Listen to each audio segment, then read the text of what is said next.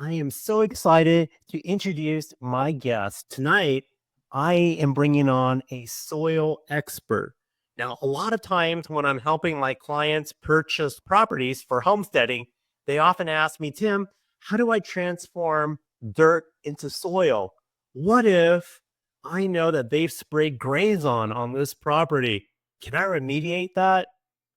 Tonight, you're going to get those questions answered because I'm going to be interviewing Chris Trump, and I've attended one of his in person live courses, and I highly recommend if you can attend it yourself or his online course as well. And there is a coupon code down below if you would like to attend. But let me just let you know that Chris Trump is the world renowned master natural farmer, certified student of Master Cho, the creator of Korean natural farming, referred to as KNF. Many consider Chris's YouTube videos explaining Korean natural farming techniques to have been the key to KNF's wildly increasing popularity in the US. It is especially helpful that Chris is a certified KNF educator who actually speaks English. Chris has traveled to 10 countries to teach and implement these natural farming techniques with a passion for reading and a research-oriented approach to nature. Chris has fostered numerous innovations since he began practicing natural farming on a 750-acre organic macadamia nut farm he managed with his father from 2008 to 2018. He now teaches natural farming for a wide range of food crops, livestock, and cannabis. So this Korean natural farming techniques can be used on a small scale with homesteading, and he has proven that it works on a large scale with the 750-acre macadamia nut farm. Chris is dedicated to working with youth and farmers in developing nations, equipping communities with a holistic approach to natural farming education. He just has the heart of a teacher. Currently based in Hawaii, he is involved in large-scale agricultural consulting in the U.S. and conducts international educational initiatives several times a year. Through his company, BioMA Solutions, Chris Trump educates communities of natural farmers throughout the world, offering financial independence, sovereignty, and hope through natural farming. Now, you two will have the opportunity to gain access to the exact same course that I attended to live in person, but you can get it online and at 20% off just because you're one of my listeners. You can see the code down below. Now, join me as I interview Chris and ask him all the questions that I am often being asked by my clients. If you're just thinking about homesteading, or perhaps you just purchased your homestead and you have questions about remediating that dirt into live soil, you need to tune in to learn more about KNF. There isn't much information out there online or in books. You need to check out this interview and listen in as I interview Chris. Welcome to the Call to Farms. I'm your host, Tim, and I'm joined with Chris Trump today. Chris, thank you so much for coming on. Tim, thanks for having me. Good to talk to you again. Yeah, it's been a minute since I joined one of your classes, and that was back in Healdsburg, California. It was a beautiful winery. I wanted to invite you onto this program because you're our first soil expert that I'm bringing on, because I help a lot of soon-to-be homesteaders and those who are already homesteading, and they always ask me questions about what they can do to amend their soil, how they can convert their dirt into soil. And so when I thought about that, I think of you first and how you are tied in with Korean natural farming, KNF. And it's something where it's no chemicals, no tilling. And so I wanted to bring you on as a subject matter expert. So thank you. Yeah, awesome that there's such a move to return to homesteading. I love that. Yeah. And as with all of my guests, I wanted to ask you at the very beginning, what made you answer the call to farms? Now, a lot of folks that I interviewed in the past, they may or may not have had farming background, but I believe you grew up in a family that had a large farm, correct? Yeah, when I was very young, we didn't have a large farm, but we farmed still. We had a diverse farm, more of a homestead. We ranched cattle and raised sheep. My father brought the first hair sheep to the big island of Hawaii. That's Wow. where I am right now. We were just working the sheep this morning, actually.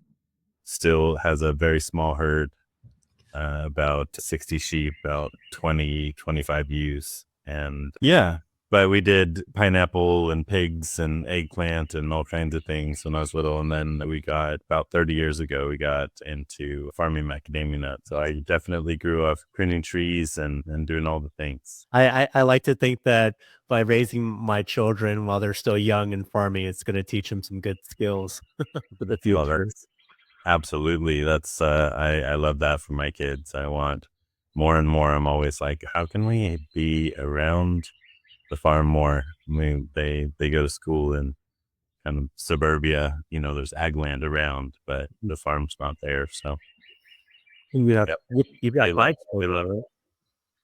Yeah, I have 5 kids. They love them on the farm, but it's less than I would like. But yeah, so learning all kinds of things. I'm just kind of thinking about this because I have clients that often ask me, Tim, how do I get my kids interested in farming or homesteading, especially if they have kids that are a little bit older?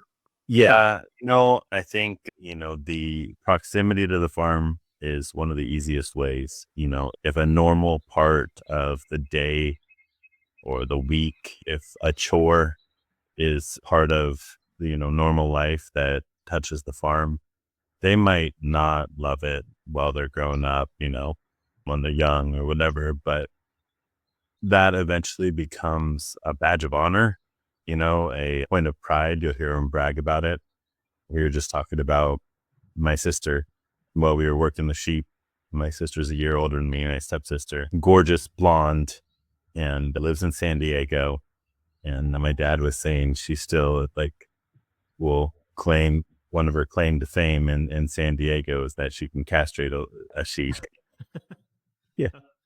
So yeah, I think it stays with you. So just exposure, I think, Tim, and not forcing love for it, find the things that are enjoyable, but also require some help, because if the family's going to be homesteading or farming, then the kids are going to need to help a little bit, at least Yeah. ask. Yeah. Thanks so much for sharing that.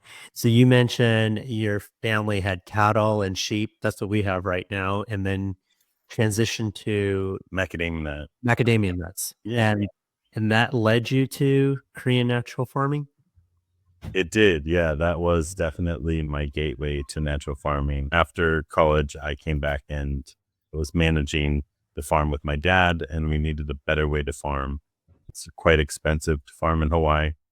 Cost of materials, getting them over here, cost of labor, everything is, yeah, just challenging. And those numbers aren't really going to change. So we needed to change what we could. And that led us to asking some questions. And I encountered the Master Cho natural farming and then Master Cho years later. But it really was an incredible thing to watch the outcome on the farm of good natural farming and how that had just an incredible effect on the crop and on the soil. Hmm. Yeah. I mean, what an honor you got to meet and be trained under Master Cho. That's awesome. And I think I would credit you for taking this Korean natural farming and just making it a little bit more mainstream or giving it more awareness here in America. There's more work to do, I think. Yeah. For those who may not know much about natural farming, can you talk a little bit about the IMOs and kind of if you could sum up natural farming, what would it be? Yeah, it's one of the things I love about natural farming is that it is accessible for the layperson to improve their soil. So I teach usually these 5-day classes, and leaving a 5-day class, though you don't have necessarily all the experience to do it well, you at least have the notes and that one-time experience of going through the process. And so you can go and learn by doing even after just 5 days of learning. And so I do that. I have an online class. and a website to give people step by step, because ultimately what Korean natural farming is a small package of how to tend to the microbial life of your soil and feed your plants with the resources you have available and a small purchase list. So you're able to farm organically without going off and spending a ton of money on inputs, because that's the other way to farm organically, is to go and buy, pallets of these, OMRI listed materials, and that can be really expensive. And now you're stoked that you're getting some sort of crop, but when you look at what that crop cost you, it's really not remotely sustainable. Korean natural farming is a elegant method that you follow steps to get to tending to or returning the microbial diversity to your land. I really like that. It speaks to me and a lot of my listeners too, especially the economical part, and that it is organic. So that would help with everyone's health too, and improve their immunity by growing their own foods right there at their own home. Yeah, I mean, we talk about gut biome and soil life seem to go together, because if you're growing food, you're able to pick it and it's covered in the beneficial life that that food comes with for digesting it. And so if your land's alive, then your food's alive, and the little bit of life that's there present becomes kind of part of your gut. That's really how we're supposed to live as humans, is connected to the soil life. And yeah, but natural farming, maybe just to expand what it is a tiny bit, one of the core practices is to make a material called IMO, which stands for Indigenous Microorganisms. And what we do is we take little wooden box, you make a little square box about 5 inches deep with holes in the bottom, fill it with rice, and put it out in a wild place in the general vicinity of where your farm will be. So it might be an hour away, it might be up a mountain, it might be down in the valley, but you find a place that's microbially intact. It's not been destroyed by a housing development or something like that. And we coax or get inoculation or colonization of that box of rice by indigenous fungi and bacteria. And then the rest of the steps are a series of steps to take that inoculum from the woods, where we've gone to this beautiful, pristine, wild place, and we've brought nothing, we've left nothing, and we've taken nothing away that was not already there, that was there. We're not going and harvesting a bunch of soil. We're literally placing a box on the ground with rice that we brought with us, cooked, and it gets filled with the beneficials that are there. And then we take away our box and our rice, and the forest is left just as pristine as it was before we came. So that process, when finished, gives us a material that we can apply to our farmland, or we can brew it in a tea and apply it to our crop leaves and our farmland. And then there's various other nutrients we can use, made really inexpensively, to spray on our crops. So it's kind of a whole farming system with this concept that a living soil is what's needed to really farm both profitably and to make a high quality product or healthy product for us. Yeah, that's beautiful. It's almost like it's full circle where you're just like what you just said, taking anything from the land and you're giving it back to you and you're just keeping it in your, you know, based on how conventional ag and how they've been farming and they've been stripping away all the topsoil. So I love what you're doing and what you're promoting because it's actually helping to replenish that topsoil and giving back to the land. But at the same time, you mentioned that it also helps business wise as well. So it's not only feel good, you're helping the environment, but it's also good for business. Is that correct? Yeah, I mean, it's hard because homesteading, you kind of look at everything as the cost of your hobby, sometimes, and that can be dangerous, because all of a sudden you have to work extra hours at the job and you're not able to enjoy the homestead, and so I think it's important to note, even for homesteading, that you can generate on your land, even if you don't have an experience. And initially, you might not be making any money because farming has a learning curve. But by not having huge expenditure, you can watch your land kind of produce abundance and bring abundance to you. But yeah, I mean, as elegant and effective as natural farming is, or this system, farming in general, there's a lot of moving parts. There's a lot of things to learn. Irrigation, that have nothing to do with tending the life of the soil. They're just kind of the logistics, of farming. I'm getting ready to make a big pile of IMO here. I'm in Hawaii right now and gonna make a big 4,000-pound pile IMO, and the logistics going into setting that up and getting the tent so it's ready for protecting it from the rain and all of this is pretty major. I was running around today finding all the parts and pieces. Yeah, so I love doing natural farming, but also recognize that all farming requires or invites, demands a bit of applause for the farmers going through all the details, navigating the weather, and getting to the other end to harvest a crop. So it's rewarding, but also, yeah, quite challenging sometimes.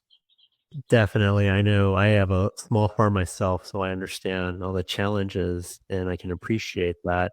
But just to your point, where you were just talking about farming is challenging, but what do you say to people who say, well, natural farming is, I don't want to do it because it's too much work and it's just easier to purchase fertilizer or, yeah. Yeah, I think I really understand that, because when you start off with natural farming, when you're beginning, it seems just daunting. Once you have basically a tool shed, a natural farming tool shed, where your items that you need for mixing or for whatever are all there in one place, um, and a little bit of a system, meaning you make what you need one time in the year.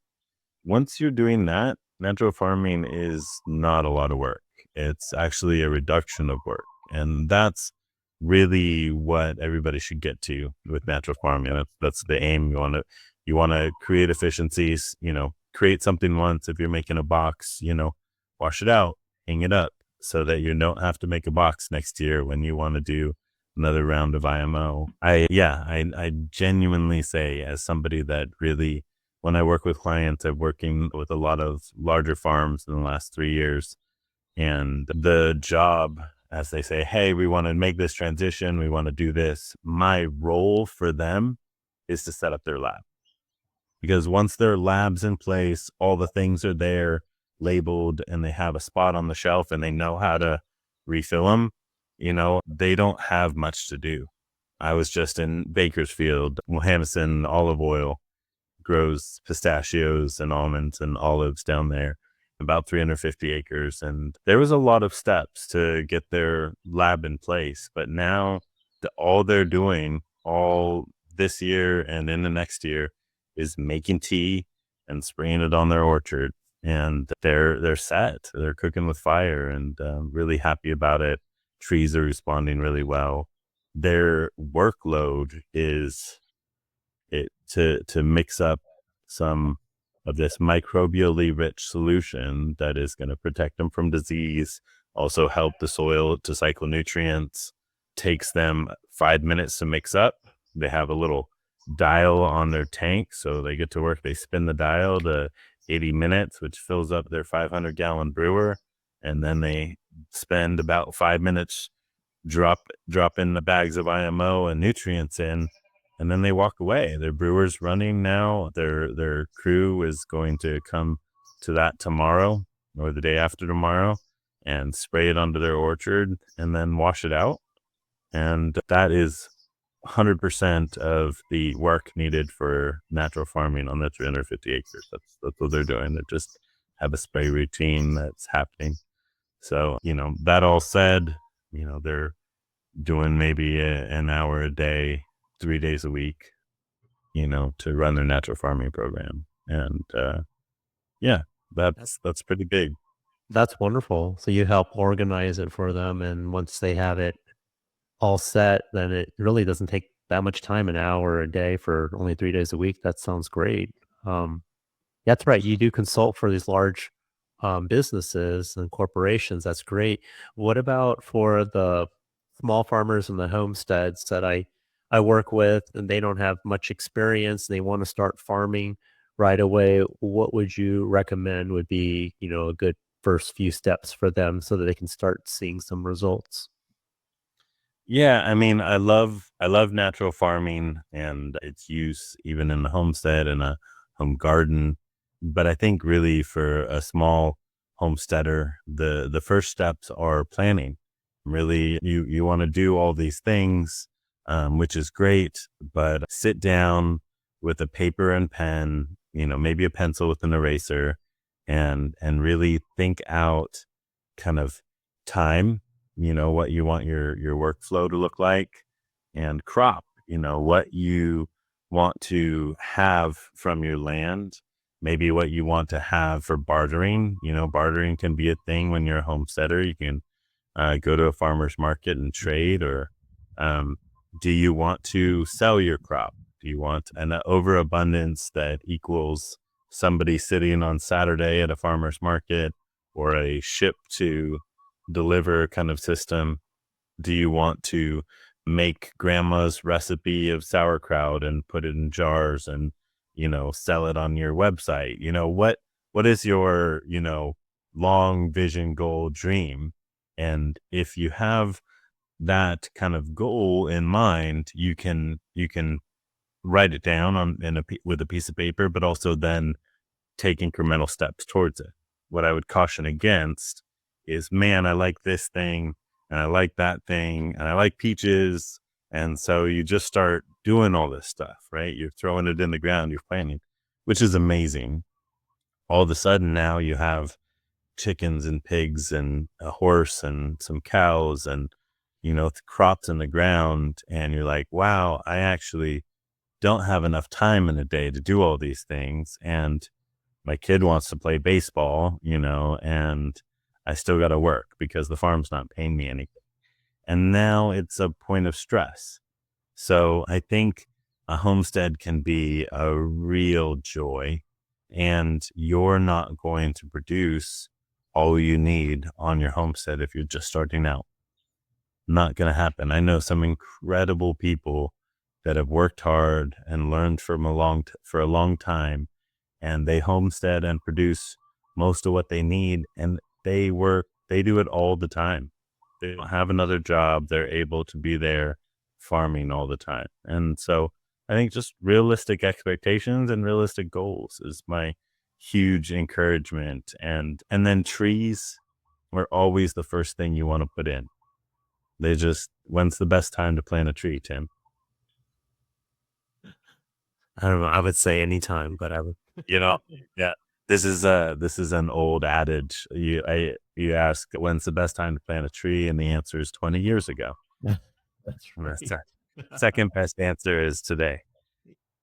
But yeah, I think there's a lot of really amazing things to do with land that can really be a joy to both participate in and harvest and eat and sustain your family with. I just think that a bit of planning is important. Like for chickens, for example. Do you want chickens for bartering? It's one of the joys of homesteading, walking over to your neighbors and sharing your eggs and getting some of their milk or whatever, maybe they got a cow. Such a joy, but kind of plan that, kind of imagine that. So I think really strongly encourage just the dreaming, and then ask your friendly neighborhood farmers, ask the people like Tim or other people that have time to chat, hey, what's a good plant to grow here? What does real well? What trees? What varieties? And these details are real important. Yeah, you don't realize how much a farmer knows. If you're just starting out and you're like, oh, we just, it just happens, right? And then all of a sudden you realize, no, farmers know that this variety in that region of northern Tennessee is the one that will give you the best crop year in and year out, whereas most of the varieties you can buy from the local nursery actually don't do well at all here. These details are huge. So I think enjoy the homework before all the plans are in place. That's what I would encourage. The pencil it out can be a lot of fun, a lot of dreaming, and yeah.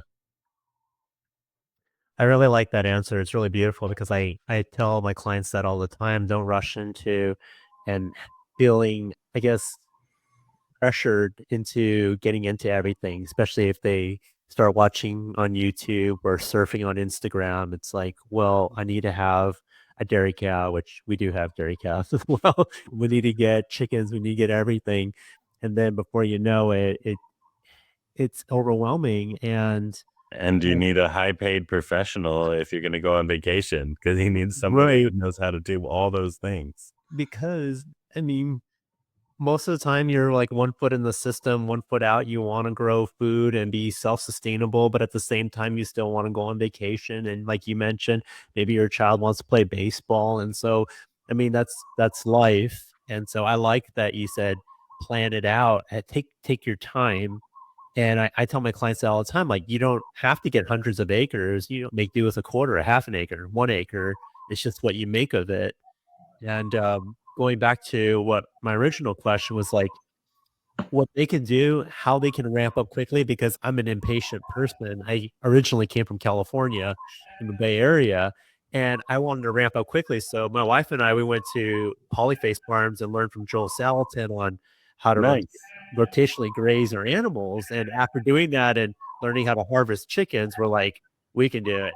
And so when I wanted to learn about soil, I took your class, and you have classes coming up, and that's the quickest way to ramp up and learn what you can do rather than having to. I mean, yes, you can watch a bunch of videos or do your research and read a lot of books, but there's nothing like hands-on training, and everyone learns differently. I learn best by doing it hands-on. I know your course, we did IMO 1, 2, and 3, and we actually like physically got hands-on with it and got to feel it, smell it, and that was really helpful for me. I mean, some people may do better on videos, but that was really helpful. So your answer about planning, that's very pertinent and very applicable to those who want to go. Yeah, Yeah. because it's just farming. It's I mean, you think of it, it requires a little bit of respect, kind of like a guitar. It's like, okay, we just bought a guitar, and now we want to play a Jimi Hendrix song and go. And it's like, okay, well, if you make that your expectation that this first year you're going to play like Jimmy, you're going to be disappointed, and this joyful pursuit is going to become challenging, and it's already going to be challenging without you having to do that. So yeah, I think there can be, like I said, just a ton of fun in the planning process. It can be a lot of joy. Yeah. And then one of the most important things that when I work with large farms, especially, is just to plan out your economy of work. So there's going to be work if you're farming. The work goes with farming. And if you can make your flow of work efficient, or as far as calories, economical, how many man hours it takes to do, from one side to the other of your farm, that can also make it a joy. Yes, the point is to put your hands in the work and to enjoy the outdoors and to be doing your homesteading and the fulfillment. But I'll tell you, it's a lot more fulfilling to get, 100 pounds of lettuce with a couple hours of work while you're doing other things on your farm than 100 pounds of lettuce with 40 hours of work and everything else is going to crap because you don't have enough time. So just know that some efficiency planning may be the right tool, or maybe instead of doing 500 different vegetables, do one or two real well that you really like to eat, and then grow from there after you get through the learning curve. So I think just incremental steps, and recognizing that a little research for the right tool or the right system or the right irrigation timer or something like that can really cause you to have greater efficiency, but also kind of equates to enjoyment of the process. Yeah, enjoyment is definitely key. For those who want to pursue natural farming, how soon would they be able to start seeing some sort of results? I have one where clients will ask me, what if we find out that the property we're buying, they've sprayed grays on it beforehand? Like, can we remediate it? Is it fixable? Yeah, definitely fixable. A lot of your current kind of agricultural use items have a pretty short half-life. And that's kind of what some of the EPA has required for such things. What is the biggest kind of cost of some of these things happening on your land is that your soil life can be just completely annihilated. You can have a very sterile environment or just bacteria because those are the first things to come back. So I teach how to make JMS, which is a really simple. So Master Cho is taught natural farming and an offshoot that is part of natural farming, but a little different, lacking in some of the diversity microbially that you can get with IMO, but really of great benefit in that you can do it quickly and effectively and inexpensively, very inexpensively. Is you can go out in the woods and harvest a little bit of leaf litter and soil and bring that back, and with a potato and a couple socks, you can make a liquid microbial solution that can really start the soil cycling, start the conditioning of your soil towards fertility. And that's something that with zero skill and my 5-minute video, you can be doing in a day or two. And it'll cost you, less than $5 to treat a pretty good area of land. So that's probably what I would tell people to start with, because especially if your soil's kind of dead. But what if you don't know the quality of soil? What you can do is you can go to one of these soil lab websites. And I would encourage this also so you can see the transition of your land. But like Earthfort, I like Earthfort. You can go to their website and print out the instructions or just read the instructions on how to take a soil sample. Go out into your land, follow the instructions, scoop some into a baggie. I like to get from a bunch of places, mingle the dirt together, put it in a baggie and call that one sample. I also like to take a double sample of anywhere I go. It's twice as much money, but there's some variation in any testing, meaning there's a tech looking at it through a microscope. And so having two samples of the exact same thing, you get a better view of what you're actually working with. But that's just me being maybe particular. Anyways, Earthfort's website, you download or read about how to do a soil sample, send it off to them. It costs you about $100, and they'll give you a whole printout of, do you have fungi? Do you have bacteria? Do you have beneficial protozoa? You can just select what type of test you want. I think for $130, you get nematodes and protozoa, which can be really worth it if you want a kind of a whole picture of your soil food web. And yeah, now if you get that back and the land you want to farm is rich in fungi and great, fungal to bacterial ratio, you can also put in your crop that you want to grow there when you send it in, and they'll give you a little feedback and notes at the bottom if it's good for your crop or it needs change. You can pay to talk to a consultant. You could also call, you or me, and I could review that data. But what something like that gives you is a idea of how alive your soil is. And if your soil is abundantly alive, meaning it wasn't trashed and it really has a lot of great life in it, then all you really need to do is get your irrigation planned or your use planned. What are you going to grow there? And then, figure out, are you going to apply compost, or are you going to get some manure from the neighbor, or, what are we going to do to kind of feed that? What are we going to do to water it? But yeah, one of the very first things, if your land, after you get those soil tests back, if your land is kind of trashed, is you can apply a JMS, take you 48 hours to make it, maybe 30 minutes to apply it, depending on what your setup is, and your microbes are, you don't have to pay them, and they will go into your soil and work to start turning the nutrients and making it plant available. Wonderful. Now, for those that are homesteading and using natural farming techniques, or even for like your clients that you've consulted with, now, is that something they're going to have to do year after year? Do they have to use the same amount of amendments when they put this into practice? Yeah, well, like I am growing ginger this year. It's my second year on the same land growing ginger. And the first year I made a big batch of IMO and I spread it out over the quarter acre we're farming. And the second year, I didn't feel like I needed that much IMO. There was still a ton in the soil. So I made some compost, but there was enough IMO already there to protect me from disease, etc. And so this year, I'm going to apply some IMO again, but I'm intensively farming or commercially farming and naturally farming.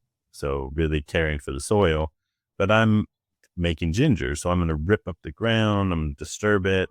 And so if you're rotationally grazing, then you would not need to apply IMO very often, but because it will self-perpetuate and get established. But if you're doing a row crop and you're ripping it up all the time, then reapplying will help you maintain good levels of microbial life. So, but because you're farming with indigenous microbes, these do self-perpetuate.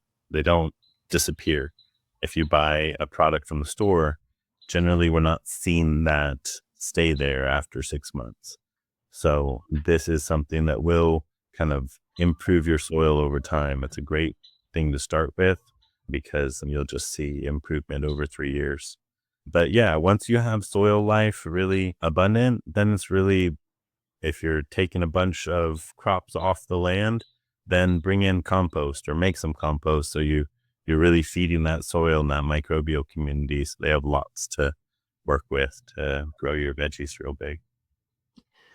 Can we apply creating IMOs for livestock, or does it just simply have to be growing plants? Yeah, I've been in Ireland the last 3 years working a lot with the dairymen there, and they love natural farming because the grass production goes up, and it goes up enough that they're able to farm without grain. So they don't have to supplement grain in the winters. They're able to just harvest that grass and make silage, bale it. So grass yield drought resistance is huge for livestock, because rain kind of comes in cycles, right? And so if in the periods you still have grass production because there's water retention and drought resistance through a microbial life in your soil, then you're stoked. And that's going to be a lot more weight gain on animals for meat animals or milk production. That's wonderful to hear. There's different applications.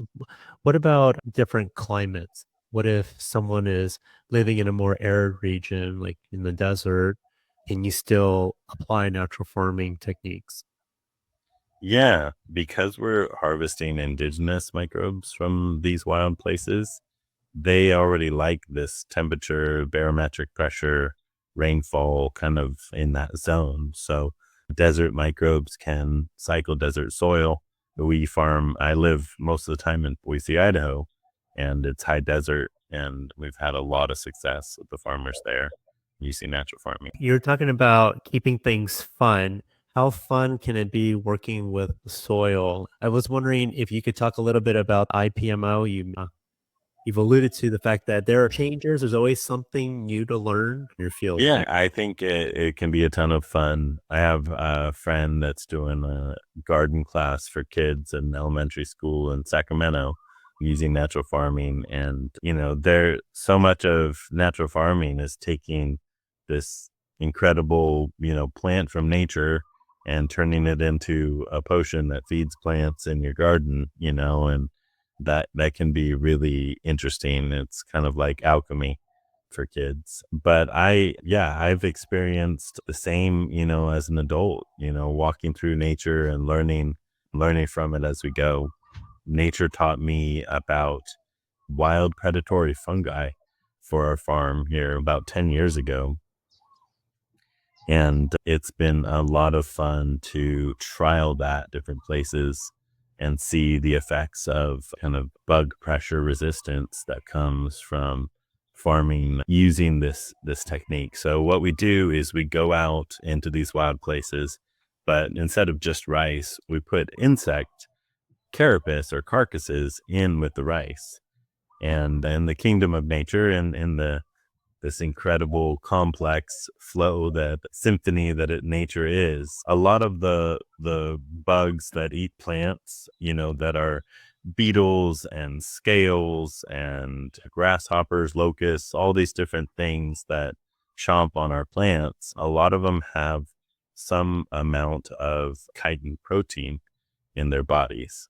And those creatures have a natural predator, and most of their natural predators are fungi. And so by putting a food source that is the food for these fungal predators, like their carapace, these insects in our rice, we can coax some of those wild fungi to join in our rice culture. And so those fungi are called entomopathogenic fungi. They're bug-eating pathogens. They're beneficial to plants, but they're deadly to some bugs. And so we can get those to grow out, multiply, and then establish them in our farmland. And now we have self-perpetuating bug pressure or resistance to our pests. And that's pretty incredible. So that's what we call now IPMO. We teach people how to wildcraft their own predatory fungi. It's safe for humans. It's safe for the natural environment because it already lives here and dwells here. We're just getting it from our environment. And it is used by a bunch of people now. I have a new video out on how to do that. And I have all kinds of people sending me videos of their IPMO collections and telling me what they're getting into with it. But yeah, nature is wild and quite entertaining.